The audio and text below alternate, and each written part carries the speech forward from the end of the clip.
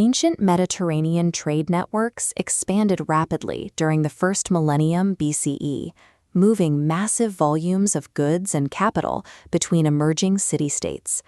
This maritime commerce accelerated the economies of coastal cities, as wooden merchant vessels moved silver and luxury goods across the sea. Rival powers like Athens and Corinth minted standardized silver to facilitate this growth. These coins allowed for fluid international transactions that bypassed the need for bartering or weighing raw bullion. The stone foundation ruins of Sparta stand as a physical contrast to this burgeoning wealth. While its neighbors embraced international trade, the Spartan state maintained a strictly austere, utilitarian environment. This lack of development was a legislative choice. Sparta occupied a highly strategic territory in the Peloponnese, yet its government enacted laws that strictly limited contact with the Mediterranean's maritime economy. The Spartan system operated as a deliberate macroeconomic rejection of the Mediterranean boom, prioritizing internal state stability over the acquisition of external wealth. This rejection of wealth was a response to Sparta's unique demographics. The ruling class consisted of a tiny military elite living atop a massive enslaved population known as the Helots. This scale visualization demonstrates the pressure on the state. A citizen class of roughly 10,000 people lived in constant fear of being overthrown by the massive block of enslaved Helots. To maintain control, the Spartan state demanded absolute military cohesion. Every citizen had to function as a replaceable part of a single unified machine. The legislature recognized that capital accumulation naturally leads to social stratification. When individuals grow wealthy, they develop private interests that diverge from the needs of the state. This stratification creates individualism. In a phalanx, where survival depends on every soldier holding their exact position in the line, individual ambition is a liability that can lead to a total collapse of the formation. To prevent this, the Spartan government decided that regulating trade was insufficient. They had to prevent the formation of a merchant class entirely. Maintaining the junta required the state to strip money of its capacity to store private value, ensuring no citizen could operate outside the collective military structure. The lawgiver Lycurgus implemented this by issuing an absolute ban on gold and silver currency within Spartan territory. He introduced the Pelanor, an iron currency designed to be physically incompatible with the basic requirements of a functioning economy.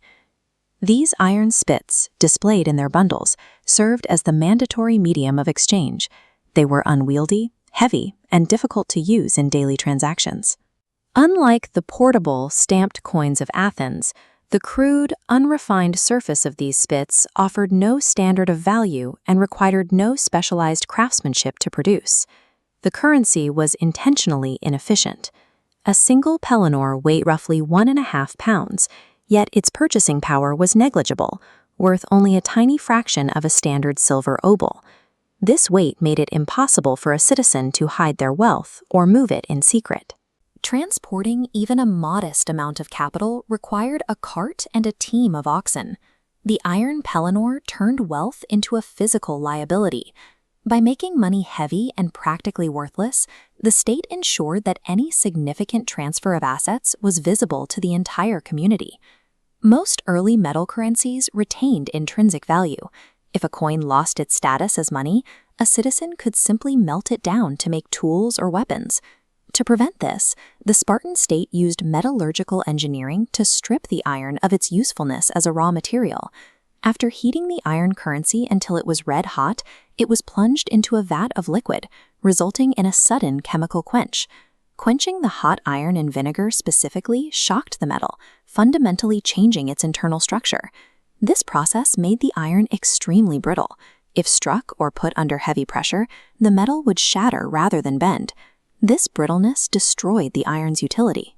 It could not become a spearhead or a knife or an agricultural plow. This sabotage created a currency with no material value outside of its state-mandated role. Sparta successfully engineered the world's first currency specifically designed to fail as a store of value. This domestic policy had immediate international consequences. Foreign merchants refused to accept brittle iron spits as payment for their goods. The Pelanor acted as a self-imposed macroeconomic embargo. By using a currency that was worthless abroad, Sparta effectively severed its ties to the global economy. This color-coded map of Graecia Antiqua illustrates the geographic result. Sparta became an island of stagnation within a region defined by trade. Because the Spartans had no recognized money, Mediterranean commerce physically bypassed their territory, flowing instead to cities that used silver. This lack of capital exchange meant that foreign artists, architects, and philosophers had no reason to visit. Sparta could not pay them in a currency they could use elsewhere. Without the arrival of new people or goods, Spartan culture stopped evolving. The city remained frozen in time while its neighbors advanced. The Pelanor was a quarantine mechanism designed to protect the military junta from the ideological threat of foreign influence. By cutting off economic mobility, the state achieved its goal, a citizen class that was perfectly equal in its poverty. This equality manifested on the battlefield, where heavy, featureless iron shields could interlock securely, creating a rigid and unbroken line. This military uniformity allowed Sparta to suppress the Helots and maintain its ruling junta for hundreds of years. However, the cost of this military success was total economic and intellectual stagnation. Modern views of Spartan simplicity often ignore the state's true motivations. This was not a philosophical pursuit of a better life. Their austerity was a paranoid, state-mandated regime designed to ensure that no citizen could ever gain the independence needed to challenge the government.